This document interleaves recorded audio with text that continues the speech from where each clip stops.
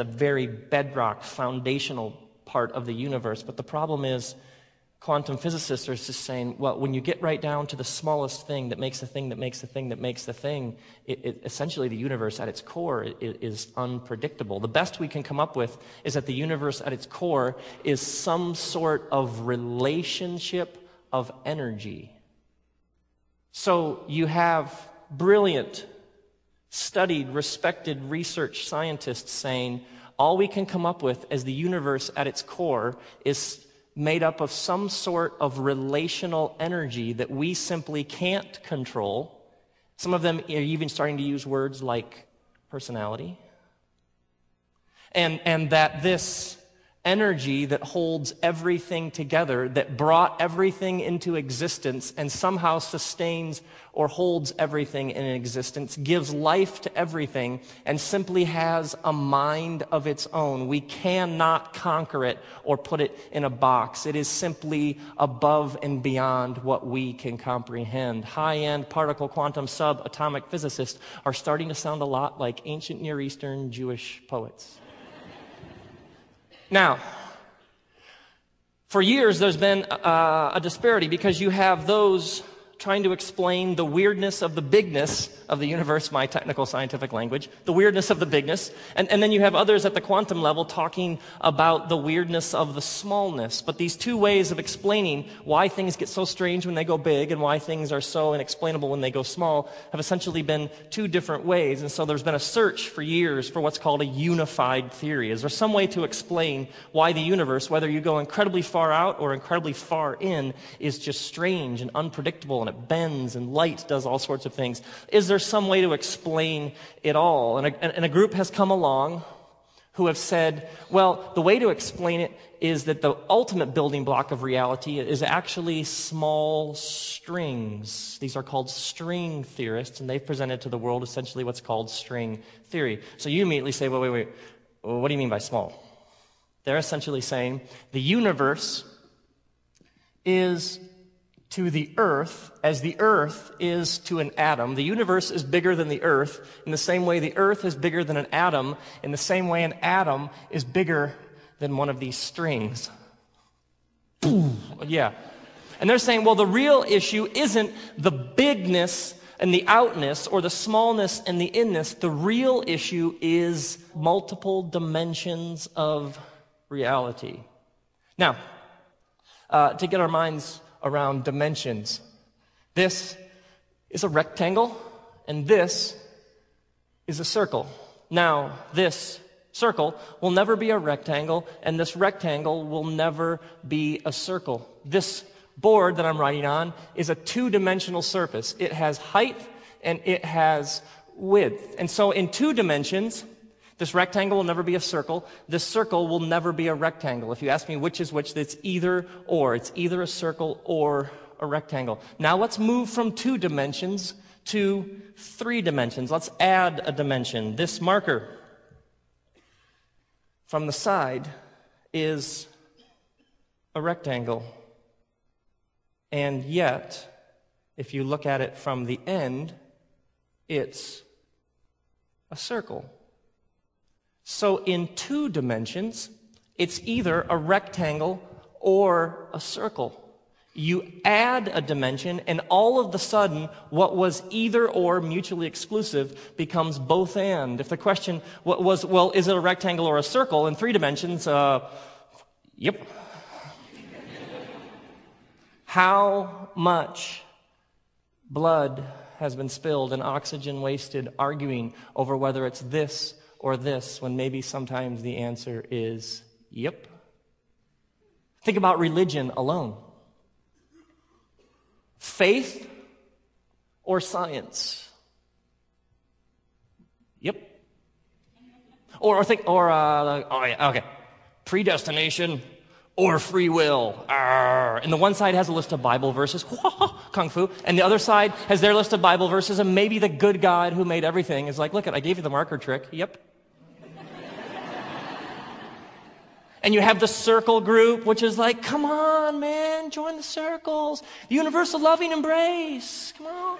And you have the rectangles. Wait, we have right angles. We are 4 times more right than you are. But you're dangerously close to becoming a square. Yes, what we need are more straight lines, not all this, what we need are straight lines. But dude, you can't smoke a rectangle.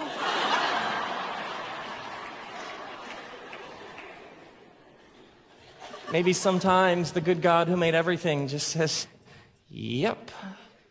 Now, in the 1800s, a British headmaster named Edwin Abbott proposed a land of people who were trapped in 2 dimensions. What if there was a land of people who did not have 3 dimensions as you and I have, and they were trapped in 2 dimensions? He called this land Flatland.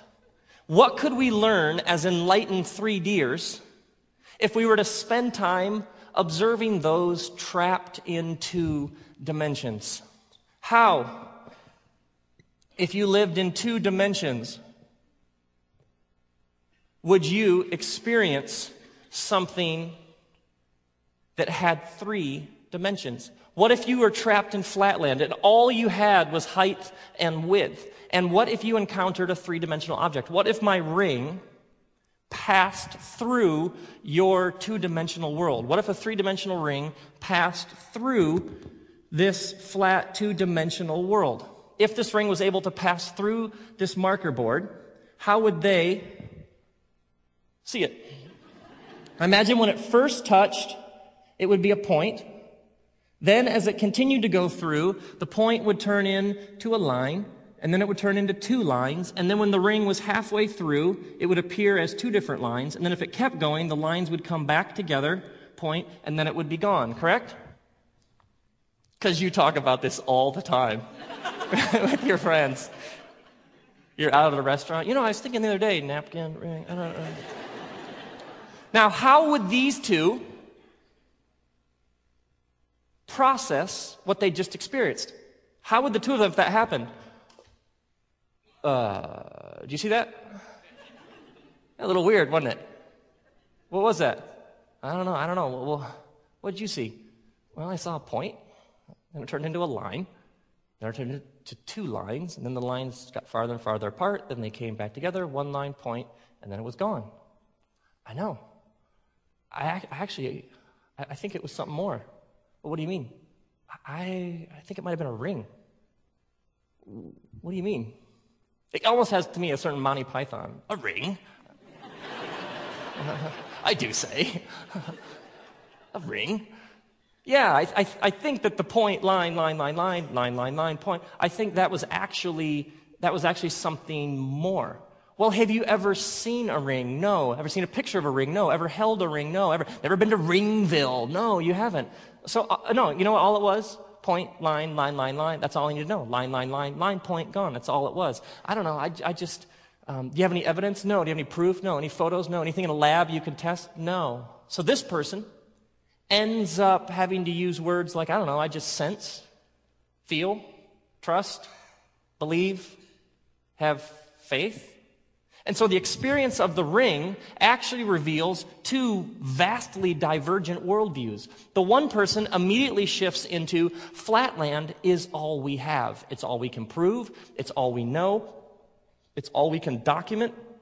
And so it's all we have the empirical evidence for. The one person essentially becomes what's called reductionistic. All it was, can't come up with any tangible evidence. And so their worldview is essentially, it's all it is, there's nothing more, don't be all weird. And this person is left in the awkward position of maybe being definitively convinced that that was a ring, and yet all they can do is talk about nudges and hints and senses and feelings and beliefs, and maybe even have to use words like faith. Now, what if me, Rob, in all of my 3D-ness, what if I decided to mess with them, and I came and just kept my hand like right here?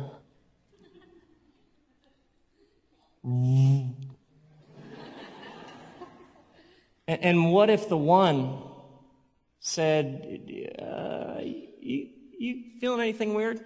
No. I don't know, man. I think Rob is near. I just feel the overwhelming presence of Rob. And the one could be saying, what are you talking? I could have my hand this close, and the one would be saying, what are you talking about? You're out of your mind. You're talking nonsense. You have to give up all that superstitious, mythic stuff. And the other one was saying, no, I think Rob is very close. Or what if I really wanted to mess with them and I just jammed my hand right through their world?